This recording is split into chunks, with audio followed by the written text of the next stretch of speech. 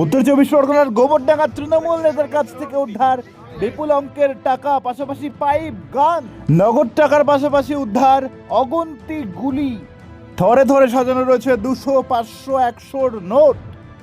উদ্ধার হয়েছে নগদ 27 লক্ষ টাকা, 2টি পাইপ গান, প্রচুর বিদেশি মদ এবং 666টি গুলি, তাজা গুলি, পাশাপাশি 60টি গুলির খোল পাওয়া গিয়েছে।